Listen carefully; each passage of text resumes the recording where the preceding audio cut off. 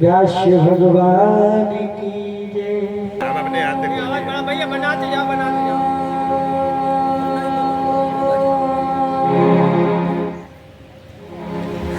अखंड मंडलाकारं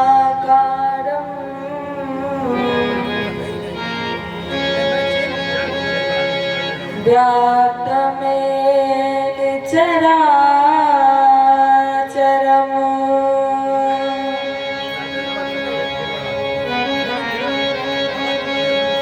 तत्पदं दर्शितं मे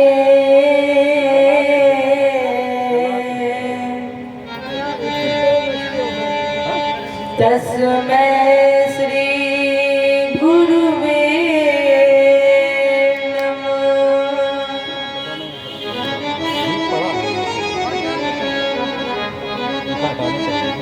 कृष्णाय वासुदेवाय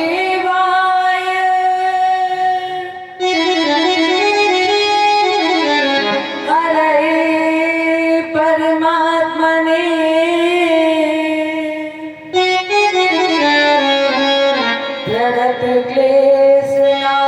क्लेशनाशाय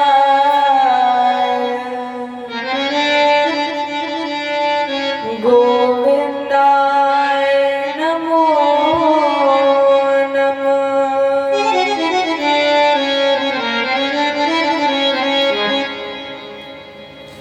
व्रजे वसन्तं नवनीतचौरम्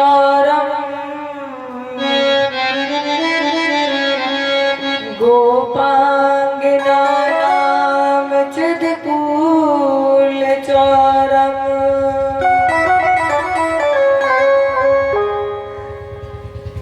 अनेक जन्मार्जित पापचौरम् अचौरार्यगणं पुरुषं नमामि।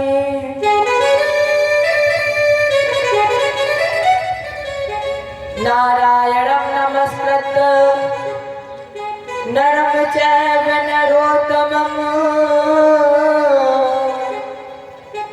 देवीं सरस्वतीं व्यासं ततो जयमुदीरयेत्।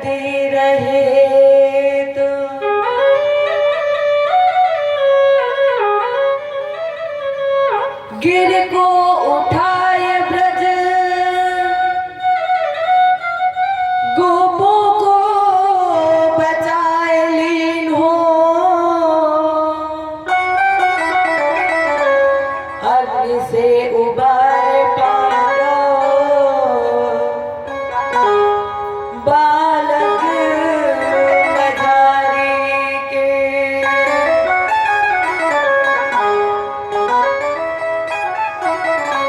राखो गज घंटा तले बालक विहंगम को,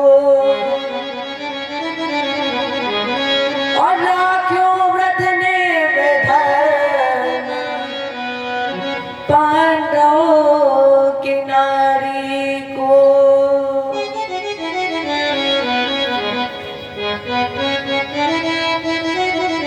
गज के अरज सुन ग्राह से छुड़ायो शीघ्र, भारत में राख्यो प्रण भीष्म ब्रह्मचारी को। तीन विगता पे हारी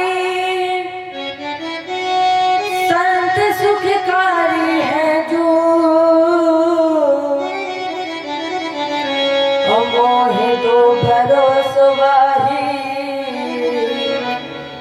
सावले बिहारी को।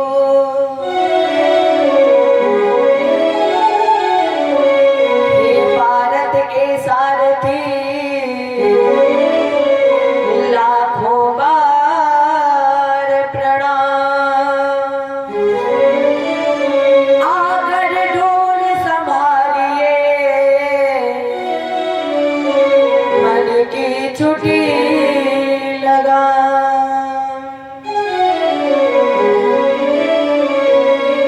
भगत भक्त भगवंत गुरु चतुर नाम पपिकेक, अतिन के पग बंधन किए नासक विघ्न अनेक। करहु प्रणाम करम मन वाणी,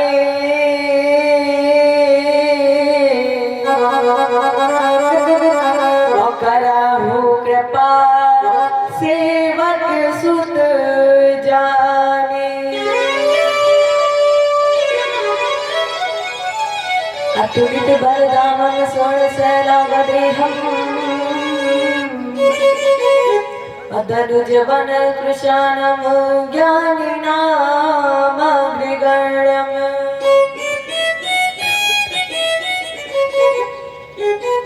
सकल गुण निधानम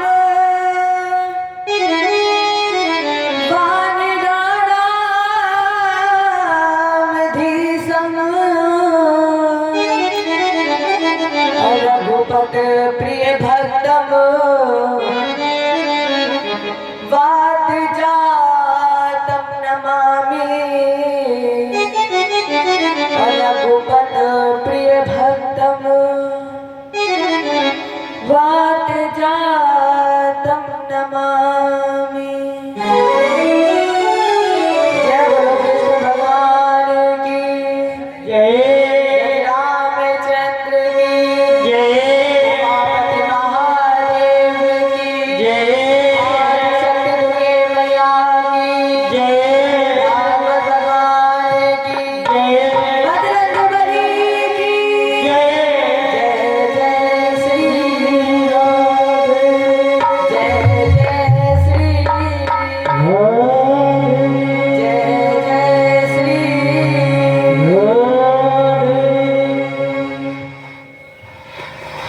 यहाँ पर उपस्थित समस्त श्रद्धालु भक्तजन एवं गौरवान्वित माता है, इस व्यास से मेरा नमन स्वीकार करें। और आज तो हम आपको श्रीमद् भागवत कथा के विराम दिवस की ओर जा रहे हैं, सप्तम दिवस की ओर प्रवेश करने जा रहे हैं। और इसमें प्रवेश करने से पूर्व अपने मन वाणी को पवित्र करें और अपने इष्ट अपने राधा रानी से, राधा रानी आपका जो ये नाम है ना राधा राधा, ये हमें बहुत ही प्राणों से ज्यादा प्यारा है। और जब हमें ये राधा राधा नाम प्राणों से प्यारा है तो हे राधा रानी कभी अपने से दूर मत करना। राधा राधा नाम राधा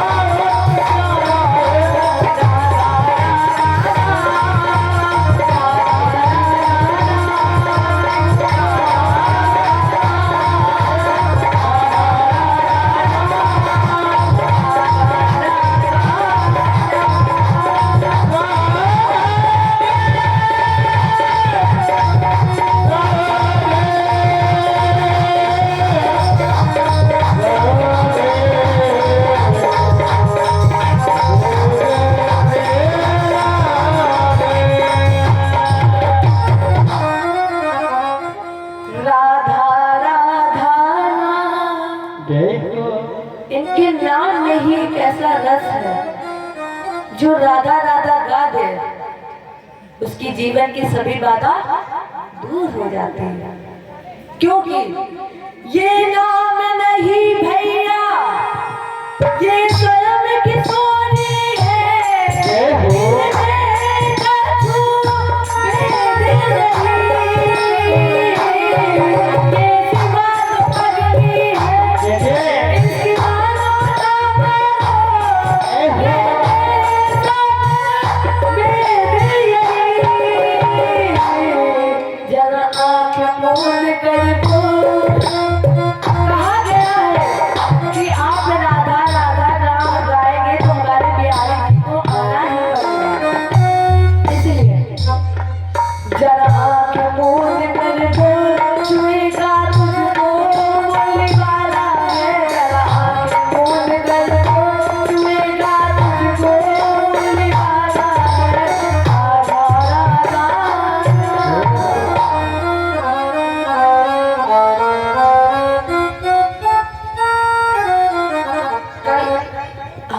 चर्चा हुई थी रुक्मिणी और कृष्ण जी के विवाह की। ये प्रथम विवाह भगवान का संपादित हुआ। कामस्तु वासुदेवांशुदग अर्धार प्राग रुद्र मनन्ना। समय आने पर इनके यहाँ कामदेव पुत्र रूप में जन्मे। प्रद्युम्न इति विख्याता शरथो और पितु। जो संसार में प्रद्युम्न नाम से जाना गया, और जैसे ही इसका जन्म हुआ तो समरासुर नाम के दैत्य ने इसका हरण कर लिया और ले जाकर के इसे समुद्र में फेंक दिया। इस बच्चे को समुद्र में फेंक दिया। समुद्र में एक मछली थी, इस बच्चे को एक मछली निगल गई। एक मछली ने इस बच्चे को निगल लिया। अब जब मछली के लिए जब मछुआरे ने जाल फेंका तो वो मछली उस जाल में फंस गई। जब उसको बाहर निकाला गया और जब उस मछली को काटा गया, उसके अंदर वो बच्चा जिंदा निकला। क्योंकि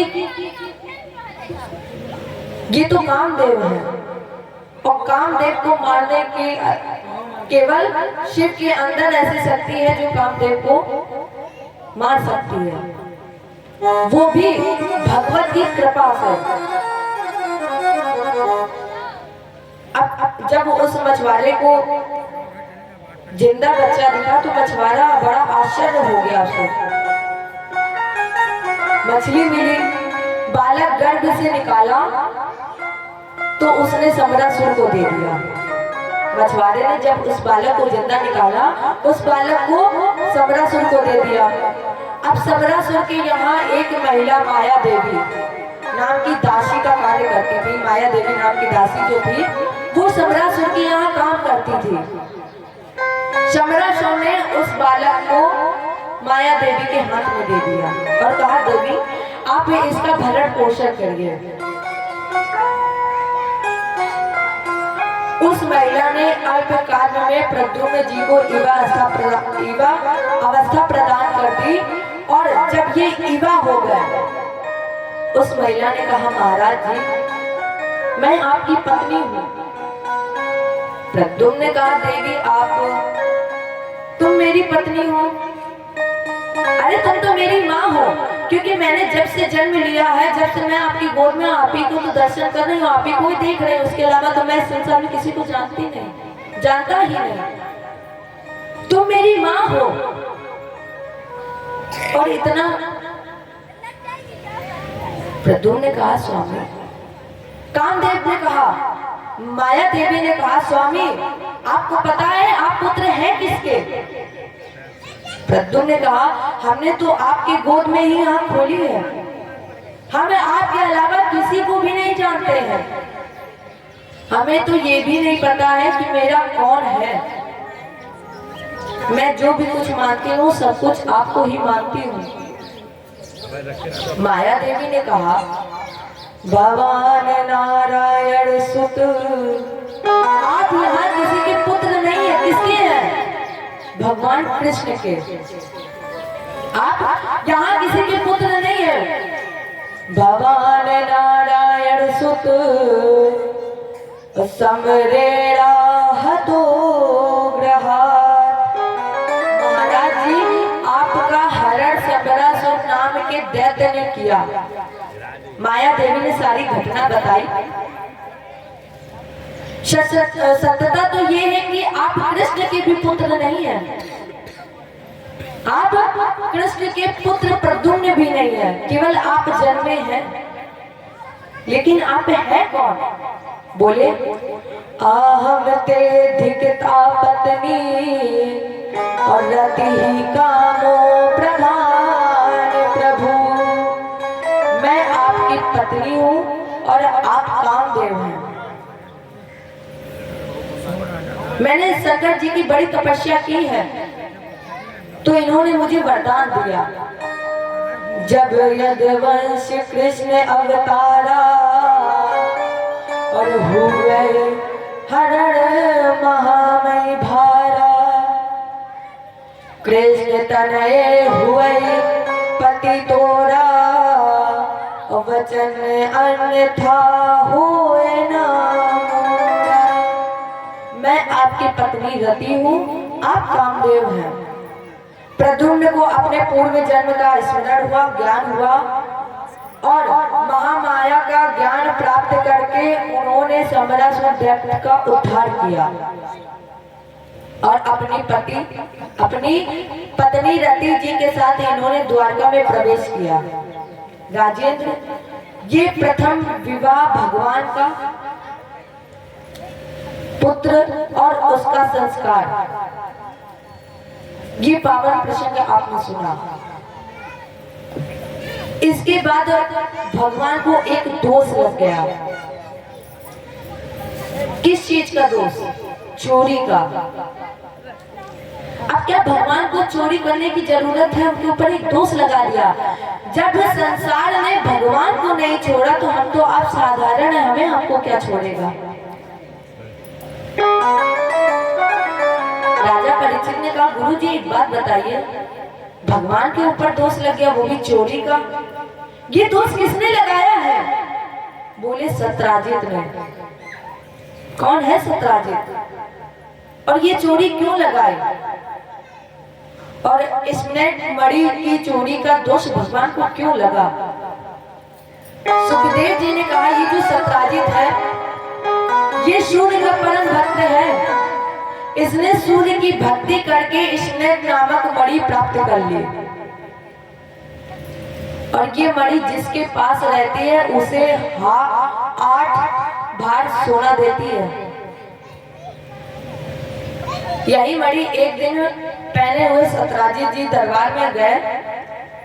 यदुवंशी बोले, भैया ये मणि बहुत कीमती है और मेरे कन्हैया तो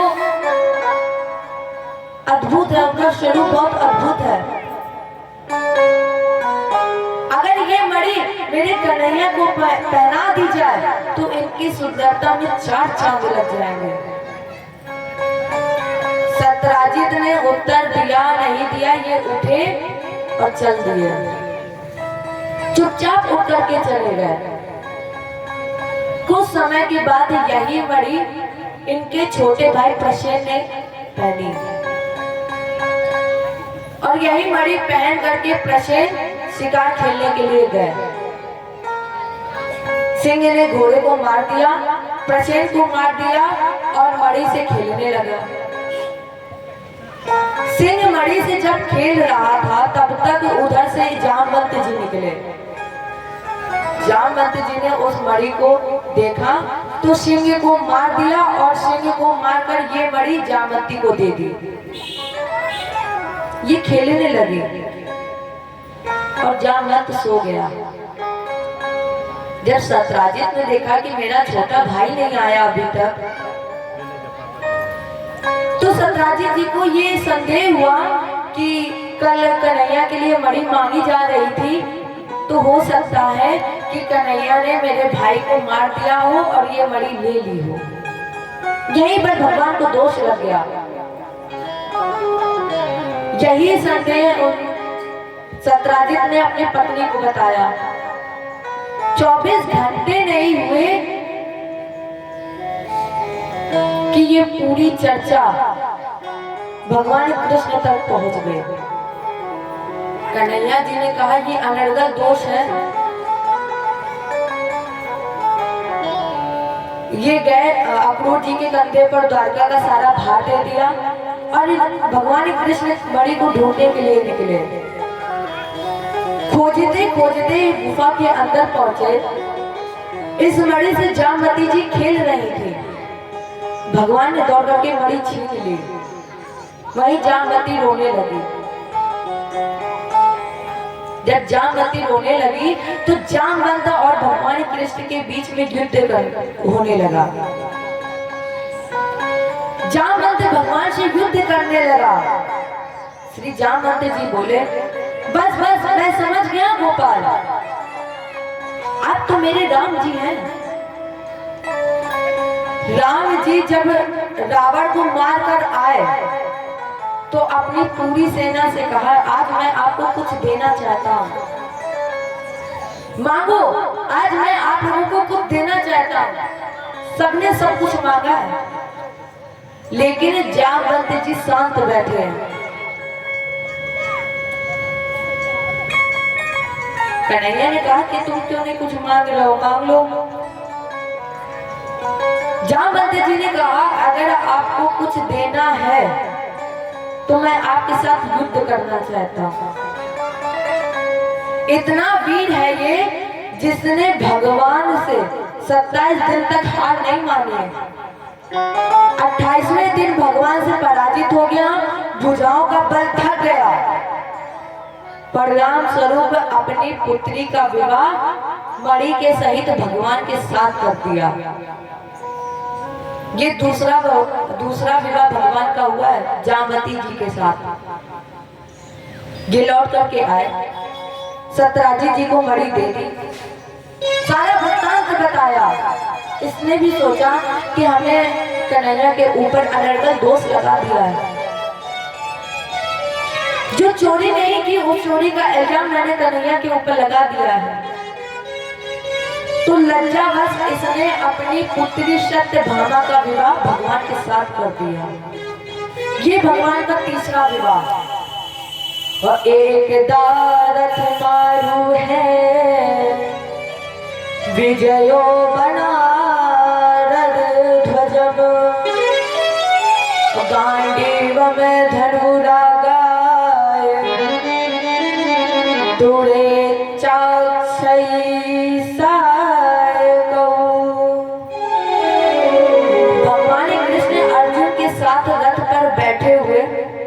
एक बार यमुना जी के किनारे किनारे जा रहे थे। रथ में लगी हुई थी पताका, झंडा, ध्वजा, जिसमें बानर का चिन्ह अंकित था। अर्जुन ने देखा कि एक युवा लड़की बैठी हुई है, तपस्या कर रही थी। अर्जुन ने पूछा, देवी तुम कौन हो और तुम्हारी तपस्या का उद्देश्य क्या है? तो उस देवी ने कहा, अहम देवश शवातुर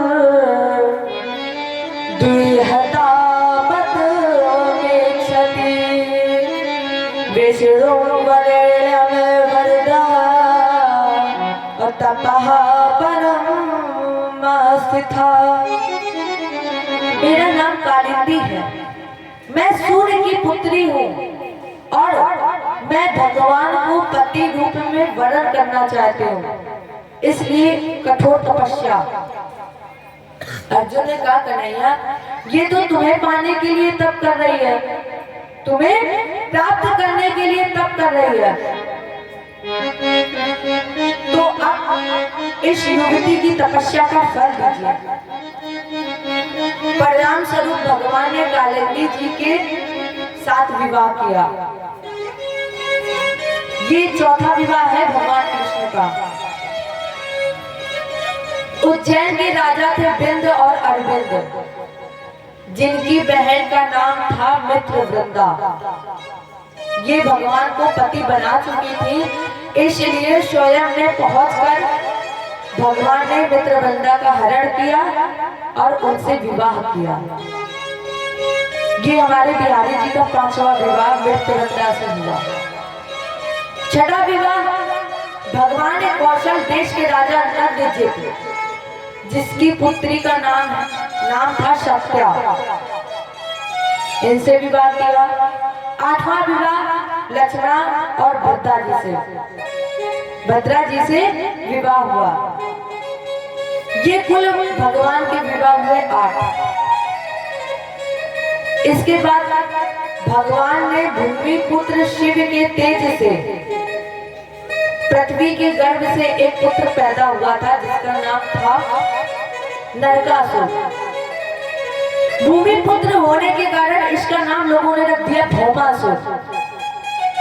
तपस्या की, शंकर जी प्रसन्न हो गए। कहा देवी वर मांगो। वर मांगा, हम किसी के ना मरे, हम किसी के मारे ना मरे। शंकर जी ने कहा यह तो हो ही नहीं सकता है, इसलिए दूसरा मांगो। तो भौमासुर ने कहा जब तक मेरी माँ ना कहे, जब तक मेरी माँ ना कहे तब तक हम किसी के मारे ना मरे। और किसी की माँ तो ये कह ही नहीं सकती कि मेरे पुत्र को मार दो। भौमासुर इतना बुद्धिमान था कि उसने वरदान मांगा कि हम अपनी माँ के जब तक ना कहे तब तक मारे ना जाए। भौमासुर ने अपने बल का दुरुपयोग किया। इसने भूमंडल को जीतकर 16,100 कन्याओं को बंदी बना लिया। देवी भागवत के आधार पर ये सब पूर्व जन्म की अप्सराएं हैं। इन 16,100 कन्याओं ने भगवान को सूचना भेजी, कन्हैया मेरा उद्धार करो। भगवान ने सत्यभामा को तैयार कर लिया, क्योंकि भगवान जानते हैं जब तक सत्यभामा नहीं कहेंगे तब तक इसको कोई भी मार नहीं सकता है। इसलिए सत्यभामा को गरुड़ की पीठ पर बैठाला और बजा दिया 5 शंख। भौमासुर युद्ध करने आया। कृष्ण का एक अस्त्र निष्फल हो रहा था और सत्यभामा खड़ी हुई देख रही थी। और जब सत्यभामा को लगा कि कृष्ण के प्राण में कृष्ण असफल हो रहे हैं, तब सत्यभामा के मुख से एकदम से निकल दिया, अरे कृष्ण मार दो इस दुष्ट को। अब जब सत्यभामा ने ही बोल दिया कि मार दो इस दुष्ट को, तो हमारे कन्हैया ने क्या किया? जैसे सत्यभामा ने कहा कि मार दो, तो जो शिव का वरदान था वो पूर्ण हो गया और भगवान ने वहीं पर भौमासुर का उद्धार कर दिया। सीधे कारागृह में पहुंचे, सारी कन्याओं को बंधन मुक्त किया और कहा देवी आप सभी लोग अपने अपने घर लौट जाइए। इन कन्याओं ने कहा इतने दिन तक मैं अधर्मी, पापी, अन्याय के सानिध्य में रही हूँ और मैं अगर गई तो संसार के लोग मुझ पर दोष लगा देंगे, मुझ पर लांछन लगा देंगे कि इतने दिन से कारागृह में रह रही है। लेकिन अब तो कर्मा निधान है, अब तो पतित पावन है। यहाँ तक कि छोड़ो, मैं अगर अपने घर पे भी गई तो घर वाले भी मुझ पर दोष लगा ही देंगे। परिणाम स्वरूप भगवान ने इन 16,100 कन्याओं के साथ भी विवाह कर लिया। कृष्ण के विवाह हुए कुल 16,108। प्रत्येक स्त्री से भगवान के 10-10 पुत्र और एक कन्या पैदा हुई। राजेंद्र परिणाम स्वरूप 48 कोस में बसी है द्वारका और इस द्वारका में यदुवंश देवर्षियों की संख्या है 56 करोड़। एक दिन नारद जी ने सोचा कि देखिए इनके इतने विवाह हुए हैं, इनकी दिनचर्या कैसी है, ये कैसे रहते हैं इनके बीच में, क्योंकि कन्हैया तो एक है और पत्नियां तो इनकी 16,108 है। तो नारद जी गए दिनचर्या देखने के लिए। जैसे ही पहले दरवाजे पर पहुंचे, नारद जी ने गेट खटखटाया, कन्हैया ने गेट खोला, हाथ जोड़कर बोले, आइए बाबा, आइए, आपका स्वागत है। नारद जी ने कहा, रुके रुके, अब मुझे एक काम याद आ गया, अभी मैं आ रहा हूँ। अब नारद जी सोच रहे थे कि ये तो यहाँ पर है, दूसरे के यहाँ होंगे नहीं। नारद जी के दूसरे दरवाजे पर पहुंचे और जैसे ही ये दूसरे दरवाजे पर पहुंचे, कन्हैया जी ने गेट खोला, वहीं हाथ जोड़कर खड़े हैं, बाबा आइए, आपका स्वागत है, जयपान करिए। नारद जी ने कहा, अरे रुको रुको, हमको एक काम याद आ गया, अभी हमारे 5 मिनट में आ रहे हैं, रुको। अब ये ऐसे ही तीसरे दरवाजे पर, कभी कन्हैया कपड़े पहने दिख रहे, कभी बाल बनाते हुए दिख रहे, कभी श्रृंगार करते हुए दिख रहे। अब नारद जी ने सोचा कि इसका मतलब हो सकता है पीछे से कहीं दरवाजा हो गुप्त, जो हमें ना पता हो। तो नारद जी ने क्या किया, 15-20 दरवाजे छोड़ दिए, सीधे पहुंचे 52 दरवाजे पर। नारद जी जैसे ही उस दरवाजे पर पहुंचे, भगवान कृष्ण वहां भी हाथ जोड़े खड़े थे। कहे, बाबा आइए, आपका स्वागत है। नारद जी ने कहा कि मतलब सबको ये लग रहा था, पत्नियों को, कि जितने सब एक पत्नियों को सब ये लग रहा था कि भगवान कृष्ण मेरे पास है, मेरे साथ है कृष्ण। किसी को ये नहीं पता था कि कृष्ण कहाँ है। सब यही जानते थे कि मेरे पास है। एक बार तो रुक्मणी जी भगवान की चरण दबा रही थी। भगवान ने सोचा कि लाओ रुक्मणी जी से थोड़ा मजाक करें। रुक्मणी, एक बात बताओ, तुमने हमसे विवाह किया है तो क्या समझकर विवाह किया है? क्योंकि हम तो तुम्हारे किसी काबिल के नहीं है, ना तो रंग है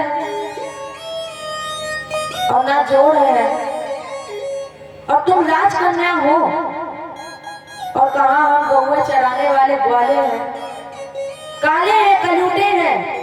और जैसे भगवान ये बोले, रुक्मणी जी इतना रोई कि वहीं पर बेहोश हो गए। भगवान ने जल की छींटे मारी, होश में लाया, बोले, कन्हैया अब बोल दिया है, दोबारा मत बोलना। भगवान कृष्ण ने कहा, हमने मजाक किया था। रुक्मणी जी बोली, ऐसा मजाक तुम कभी सपने में भी मत कर देना। भगवान कृष्ण बोले, हमने मजाक इसलिए किया था क्योंकि तुम हमेशा मुस्कुराती ही रहती हो। हाँ, मुस्कुराता हुआ चेहरा तो रोज देखते हैं, आज हमने सोचा कि रोते हुए कैसी लगती हो, तो देख ले जरा रोती हुई कैसी लगती हो। इधर प्रद्युम्न जी का प्रथम विवाह रति जी के और दूसरा विवाह रुक्मी की पुत्री के साथ हुआ। इसी प्रद्युम्न के पुत्र का नाम था अनिरुद्ध। इसी अनिरुद्ध का प्रथम विवाह रुक्मी की नाती रोचना जी से हुआ।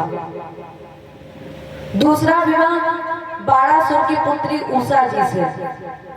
जिस विवाह में भगवान कृष्ण का और बाणासुर का युद्ध भी हुआ है। राजा परीक्षित ने कहा, गुरु जी रुक जाइए, ये बताइए पहले कि बाणासुर है कौन और उषा कौन है? सुखदेव जी ने कहा, राजेंद्र, बाणपुत्र सत्यस्य ज्येष्ठो और बलेरासिन महात्मना एन 52 रूपाय हरे दान मेरे दान। दैत्यराज बलि के 100 पुत्रों में से सबसे बड़े पुत्र का नाम है बाणासुर। जिस दैत्य राज बलि के यहाँ भगवान 3 पैर पृथ्वी मांगने गए थे, ये शंकर जी का भक्त था। अब यहाँ एक बात ध्यान देने की है, भगवान विष्णु और शंकर जी में अंतर क्या है? भगवान विष्णु और शंकर जी में एक स्वाभाविक अंतर है। भगवान विष्णु है लक्ष्मीपति और भगवान शंकर है खागपति। अब इनमें अंतर क्या है? भगवान विष्णु का पुजारी तुम्हें कभी अमीर नहीं मिलेगा और भगवान शंकर का पुजारी तुम्हें कभी गरीब नहीं मिलेगा। है दोनों एक ही। हरि हर एक है दोनों। भगवान विष्णु का पुजारी तुम्हें कभी अमीर नहीं मिलेगा और भगवान शंकर का पुजारी तुम्हें कभी गरीब नहीं मिलेगा। हरि हर एक है दोनों, ना ये गम है ना वो है। हरि हरि एक है दोनों, न ये गम है ना वो है। हरि हर एक है दोनों, ना ये गम है ना वो है। हरि हरि एक है दोनों, न ये गम है ना वो है। भगवान शंकर कहाँ रहते हैं? हिमालय में। और भगवान विष्णु क्षीर सागर में। कि रहते हैं हिमालय में, वो रहते हैं क्षीर सागर में। कि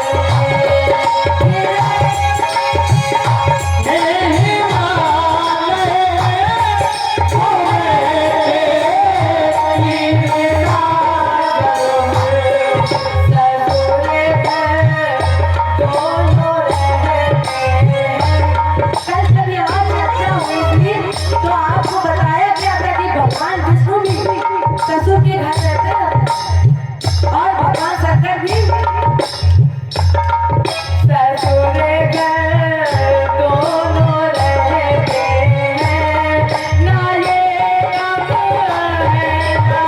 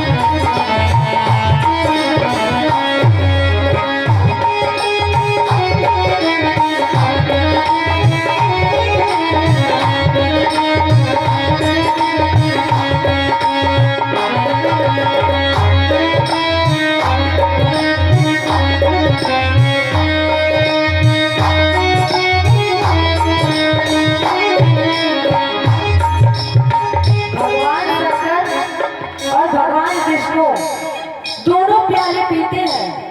दोनों लोग प्याले पीते हैं। भगवान शंकर भांग का प्याला और हमारे भगवान विष्णु प्रेम का प्याला। ये पीते भांग का प्याला, वो पीते प्रेम का प्याला। ये पीके भांग का प्याला, वो पीके प्रेम का। भगवान शंकर भांग का प्याला और हमारे भगवान विष्णु प्रेम का प्याला।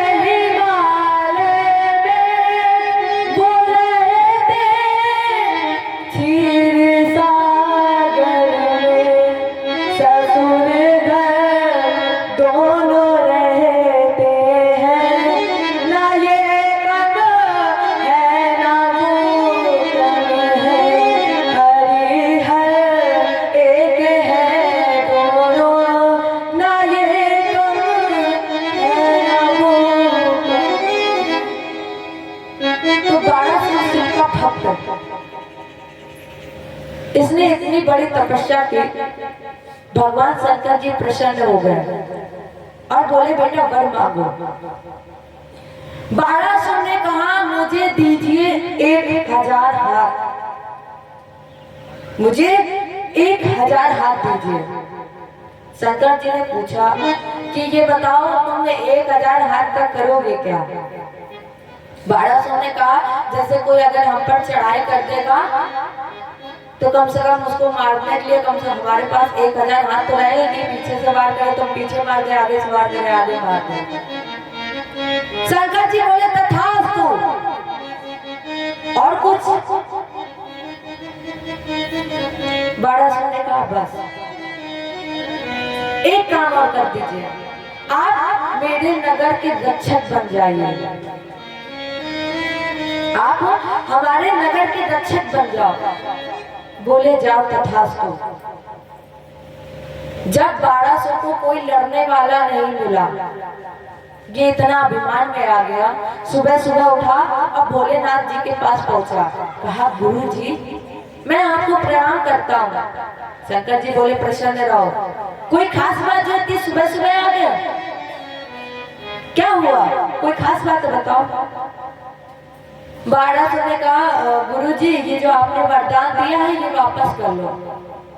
शंकर जी ने कहा अब हमने वरदान दे दिया, ये तो वापस हो ही नहीं सकता है। शंकर जी ने पूछा ये वरदान वापस क्यों कर ले? बारासुर ने कहा जब कोई लड़ने वाला ही नहीं है तो हम 1000 हाथ को करेंगे क्या? ये इतना अभिमान में आ गया था कि शंकर जी से ही बोल दिया कि शंकर जी जब कोई मिल नहीं रहा तो लाओ आप ही से ही दो चार हाथ कर ले। तो शंकर जी ने कहा हम तुमसे क्या लड़ेंगे? शंकर जी ने कहा लो ये पताका और जाओ लगा दो अपने छत पर, और जब एक दिन ये झुक जाए तब समझ लेना कि तेरा लड़ने वाला आ गया है। बारासुर इतना अभिमान में था कि सुबह सोकर रोज जब भी उठता था, सुबह सोकर उठता था सीधे छत पर जाता था देखने के लिए। और हमारे प्रभु का नाम तो एक गर्वाहारी भी है। जैसे ही गर्भ हुआ भगवान ने एक लीला रच दी। इसी की पुत्री का नाम था उषा। शयन कक्ष में पड़ी सो रही थी, अचानक स्वप्न देखा अद्वितीय पुरुष का और उन्होंने पति वरण कर लिया।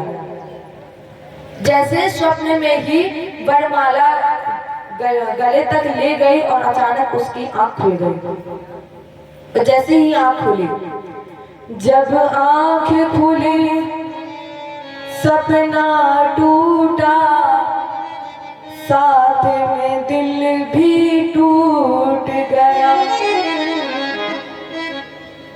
ओ हाय मेरे प्यारे प्रीतम, और प्रियगंध का साथ भी छूट गया। ये वहीं पर बैठ करके रो रही थी। उसी समय इनकी सहेली आ गई। बारस्य मंत्री कुंभ्यानड्डयश अचित्रलेखा सुता। बारासुर का मंत्री कुंभांड जिसकी बेटी का नाम चित्रलेखा था, उषा की सहेली थी। प्रश्न किया बहन आप क्यों रो रही हो, क्या हुआ? इतने सुबह सुबह किसी ने कुछ कह दिया क्या? उषा ने कहा दृष्टा कश्चिन्नरा स्वप्ने श्याम लोचनम। बहन आज मैंने अद्वितीय श्याम वर्ण पुरुष का दर्शन कर लिया और मैंने उसे अपना पति बना लिया है। चित्रलेखा ने कहा बहन रो मत, मैं चित्रकार हूँ और मैं चित्र बनाना प्रारंभ कर रही हूँ, जो तुम्हारा पति को बता देना। तो इन्होंने दीवार पर चित्र बनाना प्रारंभ किया। हर चित्र को देखकर उषा ने कहा ये नहीं है। अब ये मृत्यु लोक में आई, इसने सबसे ज्यादा सुंदर द्वारकाधीश का चित्र बनाया। और जैसे ही द्वारकाधीश जिस का चित्र उषा जी ने देखा, कहा ये नहीं है, लेकिन ऐसा लग रहा है कि तुम धीरे धीरे उसमें प्रवेश कर रही हो। इसने कन्हैया जी का चित्र हटाया, प्रद्युम्न का चित्र बना। जैसे ही प्रद्युम्न का चित्र बना, उषा जी ने घूंघट कर लिया। चित्रलेखा ने पूछा यही है? ये उषा जी ने कहा ये या तो मेरा पति का पिता है या तो मेरे पति का बड़ा भाई है। प्रद्युम्न जी का चित्र हटाया और अब की बार प्रद्युम्न के पुत्र अनिरुद्ध जी का चित्र बना दिया। उषा ने कहा वाह सखी ऐसी कला, असूरत मूरत भव्य, इसी तरह चित चोर को ले आना कर्तव्य। अरे चित्र लिखा तुमने, कितना सुंदर चित्र बनाया है, कितनी सुंदर तुम्हारी कला है। इसी तरह उषा जी को पति का साक्षात्कार कराया। चित्रलेखा ने योगी का रूप बना लिया और द्वारका की तरफ चल पड़ी। अब नारद जी ने कहा ये जा तो रही है, लेकिन अगर कहीं गरुड़ और सुदर्शन ने देख लिया, क्योंकि पहरेदार पर यही दोनों थे, और अगर गरुड़ और सुदर्शन ने देख लिया संत भेष में जा रही है और अगर पहचान गए तो फिर सब योजना खत्म। तो नारद जी गए सबसे पहले और गरुड़ और सुदर्शन ने से कहा कि ये बताओ कि तुमने भजन किया है। गरुड़ और सुदर्शन जी ने कहा भजन करने का समय ही नहीं, हम यहाँ पे पहरेदारी पर खड़े हैं कि कोई अंदर ना चला जाए। नारद जी आप बात को घुमा दिए, कहे कि तुम्हें पता है भगवान जिसे दूर करना चाहता है उसे भगवान काम में ही उलझा देते हैं। अब गरुड़ और सुदर्शन जी को लगा कि हो सकता है ये बात सच हो कि भगवान हमसे दूर भाग रहे हो, तो हमको काम में लगा दिया। नारद जी ने कहा कि बैठ जाओ यहाँ पर भजन कर लो 5 मिनट। नारद जी ने बीड़ा उठाई और गरुड़ और सुदर्शन को साथ में बैठा कर वहीं पर भजन करने लगे। श्रीमन नारायण नारायण नारायण श्रीमन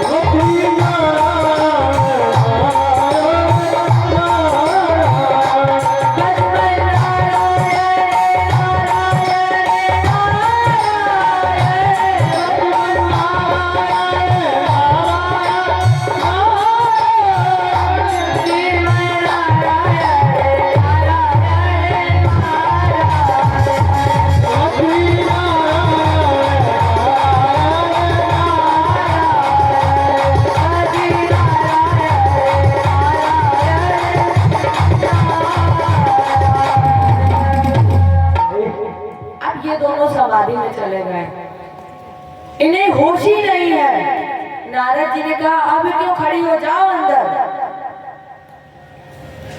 चित्रलेखा को प्रविष्ट करा दिया। नारद जी तब तक भजन करवाते रहे जब तक चित्रलेखा ने आकाश मार्ग से अनिरुद्ध को उड़ा नहीं दिया। नारद जी ने कहा बेटा भजन हो गया, अब पहरा लगाओ। नारद के अलावा ये बात किसी को नहीं पता थी। इधर एक दूसरे के कंधे पर हाथ रखे पासे उषा गर्भवती पासे खेल रहे थे। तब तक बारासुर को चर्चा आई कि उषा गर्भवती हो गई।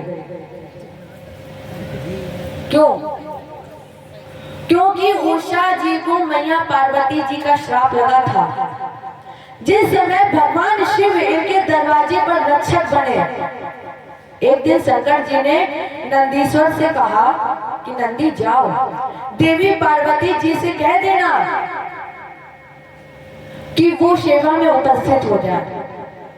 माता जी को आने में थोड़ी देर हो गई।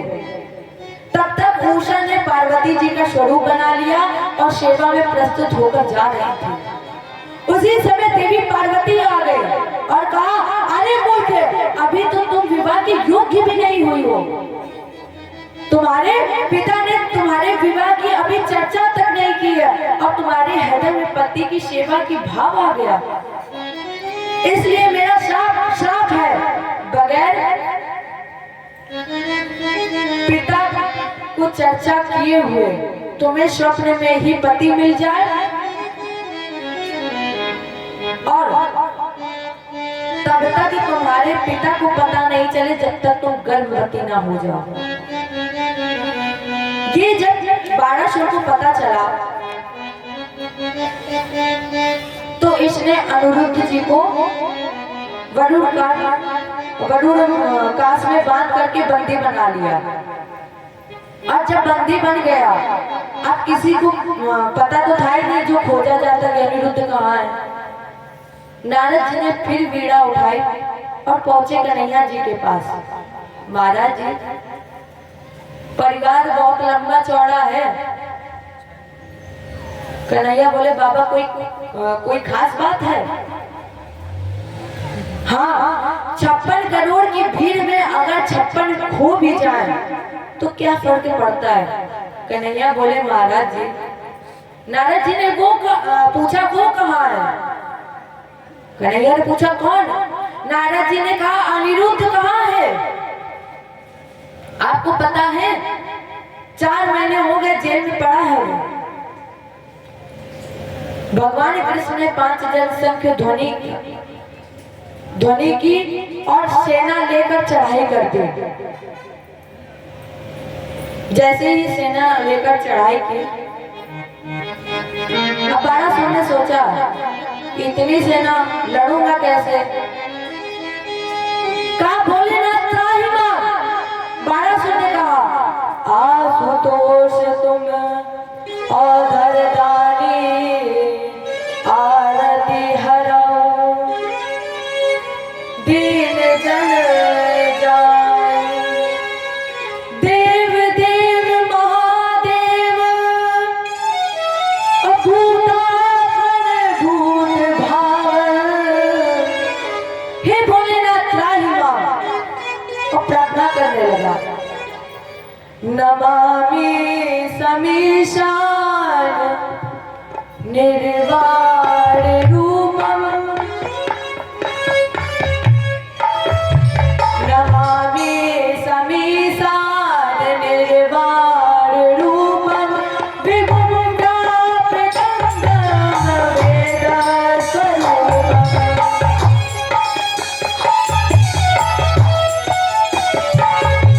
नमामि समीशान निर्वाण रूपम विभुं व्यापितं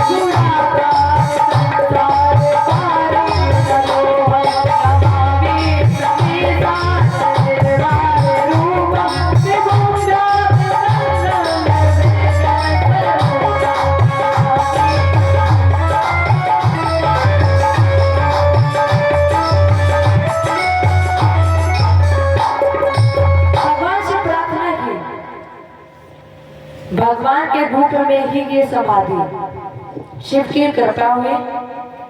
भगवान कृष्ण ने 996 हाथ काट दिए और जब 4 बचे, बस एक ही उपाय कि कृष्ण की शरण में आ जा।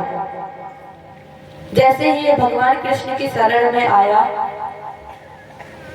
भगवान ने निर्भय कर दिया और शंकर जी ने कहा अब इसका विवाह कर दो। इस युद्ध के बाद भगवान कृष्ण के पुत्र अनिरुद्ध और बारासुर की पुत्री उषा का विवाह संपादित हुआ। भगवान कृष्ण उषा और अनिरुद्ध के साथ द्वारका पधारे और ये बारासुर शिव की समाधि में शिव की सेवा में चला गया।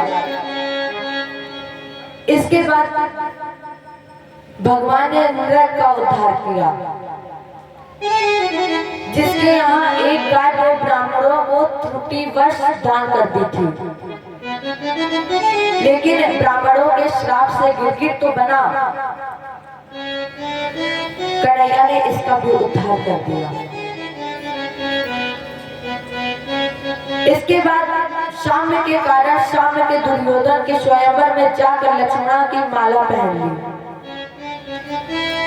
बलराम जी ने दुर्योधन को समझाया, नहीं माना तो बलराम जी ने हल्की नोक पर फंसाकर इसे पलटना चाहा।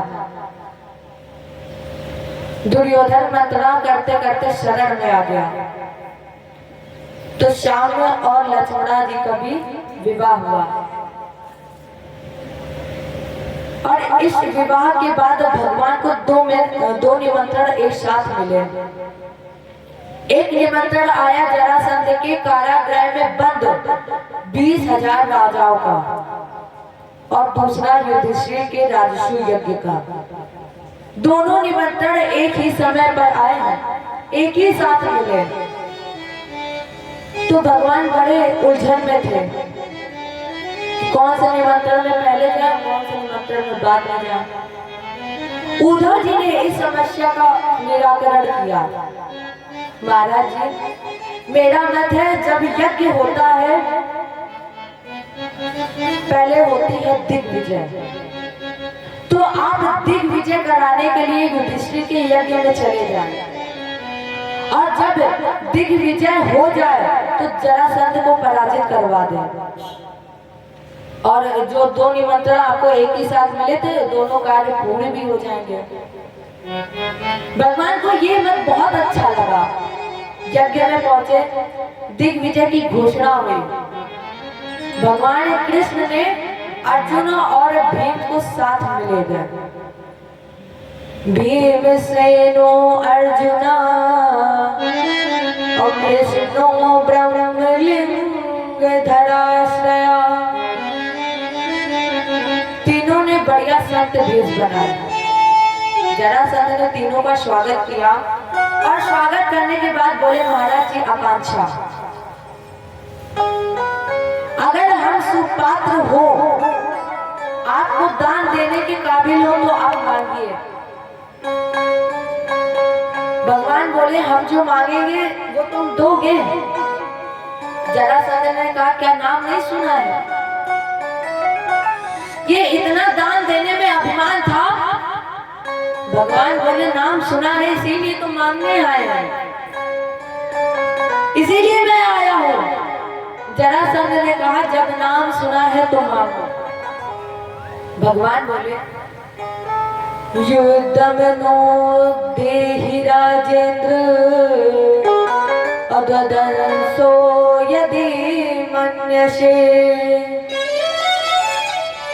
युद्धानेथो वयं प्राप्ता और राजन्याननान कांचिसा।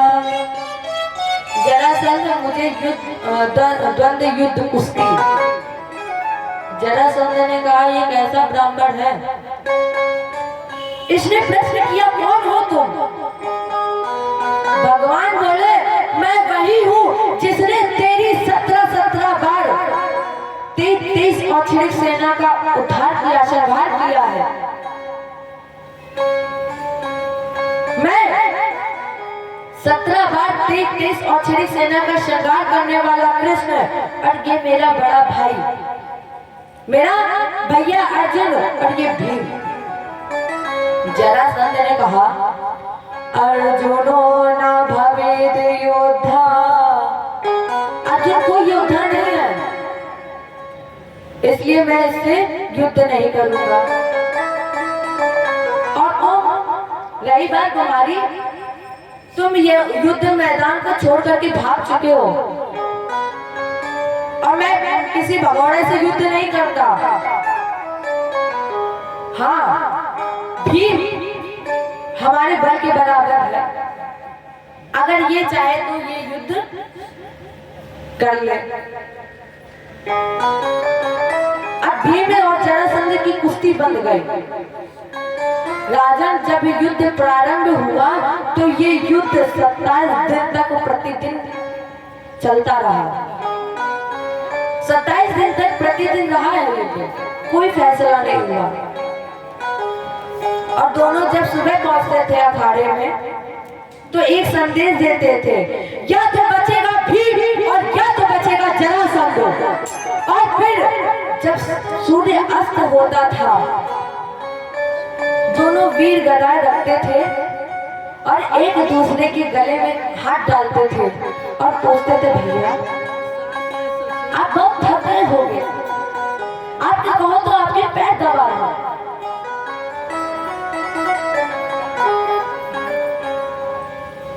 भगवान कृष्ण अर्जुन के रहने खाने नहाने की व्यवस्था अलग और जरासंध भीम की व्यवस्था एक कमरे में।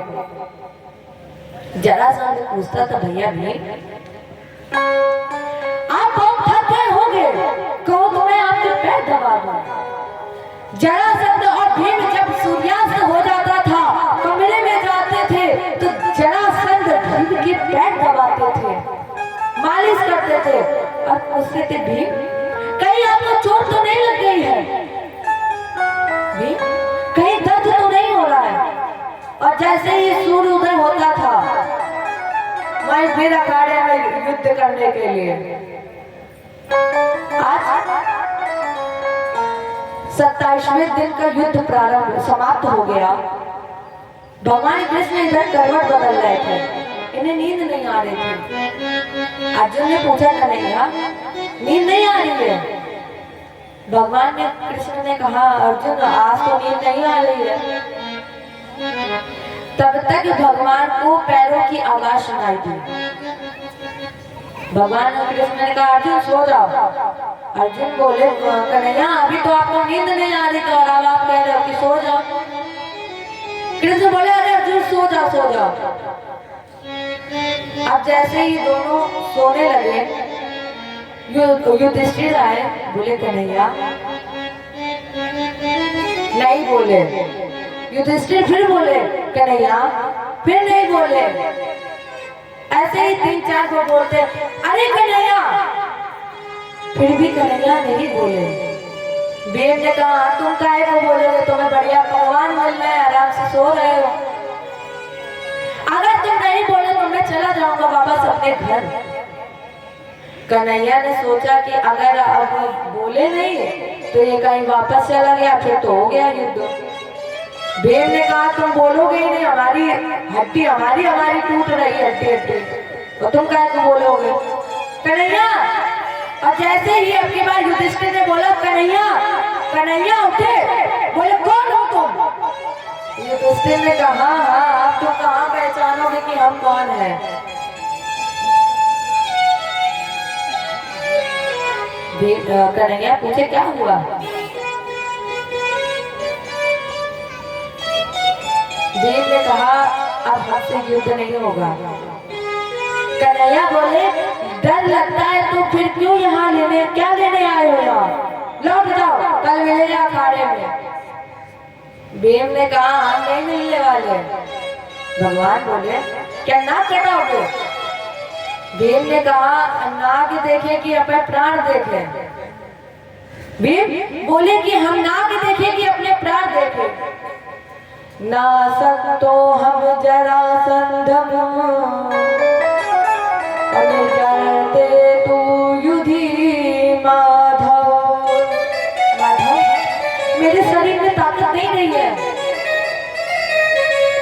किया है। भगवान ने भीम की पीठ पर हाथ रखा, बोले कल हम तुम्हें दाव बताएंगे। 28वें दिन युद्ध मैदान में पहुंचे। भीम नीचे और जरासंध ऊपर। हमारे ठाकुर जी ने एक तिनका उठाया और बीच से चीर दिया, दाया बाईं तरफ और बाया दाहिनी तरफ फेंक दिया। यहाँ पर भगवान ने भी छल किया है। अरे भक्तों के लिए तूने क्या क्या ना किया, राधा के पिया, राधा के पिया, भक्तों के लिए तूने क्या ना किया।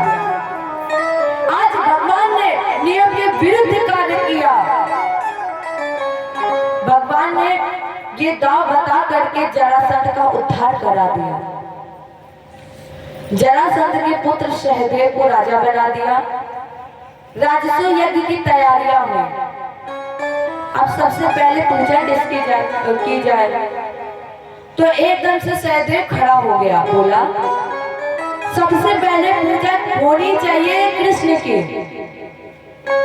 अब वहां उसी सभा में बैठा था शिशुपाल। शिशुपाल खड़ा हो गया, बोला एकदम से मेरे होते हुए इस काले कलूटे की पूजा, इस गौवे चराने वाले ग्वाले की पूजा, ये हो ही नहीं सकता है। ऐसे ही करते करते भगवान को 99 गालियां देता रहा। भगवान 99 गालियां सुनते रहे और जैसे ही 99 गाली समाप्त हुई, भगवान बोले बस युधिष्ठिर सावधान, बस शिशुपाल सावधान, बुआ को दिया हुआ वचन पूर्ण होने जा रहा है। अब आगे एक शब्द मत करना, एक भी शब्द मत बोलना। लेकिन शिशुपाल माना ही नहीं और इसी तरह से 100 गालियां बोलता रहा। जैसे ही पहली गाली दी तो चक्रे छुड़धारे, भगवान के हाथ से चक्र निकला और शिशुपाल का सर कट गया। एकदम से ज्योति निकली, भगवान के रूप में ही लीन हो गई। जय बोलो कृष्ण भगवान की। ज्योति निकली और भगवान ने पार्षद का उद्धार कर दिया। यहीं पर द्रौपदी के द्वारा दुर्योधन का अपमान हुआ कि अंधे के अंधे ही पैदा होते हैं, अंधे के यहाँ अंधे ही पैदा होते हैं। इसी का परिणाम था महाभारत का युद्ध। और आपको याद होगा कि कथा का जब शुभारंभ हुआ था यहीं से ही हुआ था। तो जब आपको लगे कि सारे संकट हमारे ऊपर आ रहे हैं तो बिहारी जी से सभी दर्दों की दवा मांग लेना। ये निश्चित है जब आप दर्दों की दवा मांगेंगे तो बिहारी जी आएंगे ही। जब आपको लगे कि आज मैं निष्फल हो रहा हूँ, निष्फल हो रही हूँ, आज मेरे ऊपर कई संकट आ गए हैं, तो बिहारी जी से कहना एक ही बात, हे बिहारी जी दर्द दिल की दवा दीजिए। हे बिहारी जितने भी दर्द है सबकी दवा दे दीजिए। मेरे जीवन से जितने भी दर्द है दुख है सब ले जाइए, दूर कर दीजिए। हे बिहारी दर्द दिल की दवा दीजिए, दर्द दिल की दवा दीजिए मेरे प्यारे, दर्द दिल की दवा दीजिए मेरे प्यारे। थोड़ी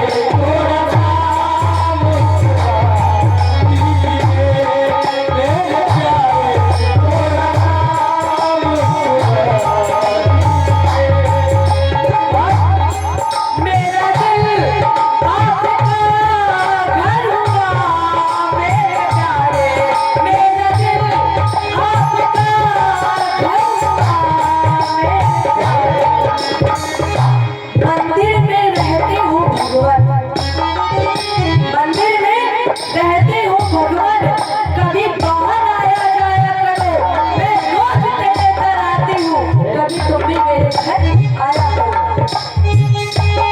थोड़ा सा कम से कम थोड़ा सा मुस्कुरा दीजिए मेरे प्यारे, कम से कम मुस्कुरा दीजिए मेरे प्यारे, थोड़ा सा मुस्कुरा दीजिए।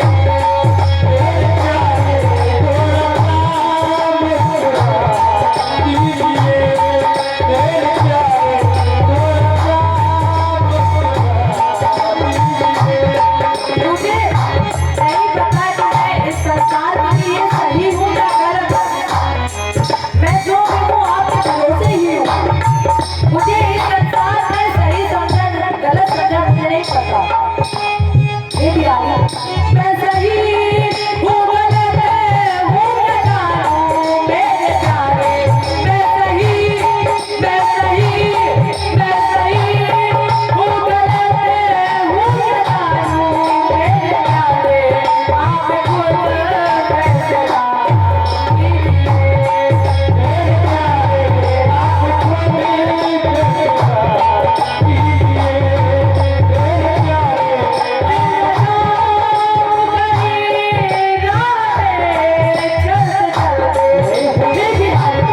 अगर आपको लगे कि मैं आपकी राह में आ रहा हूँ और फिर रहा हूँ, तो ठाकुर को सवाल देना मुझे कि लगा हूँ कहीं राह में, कैसे चले अपना राह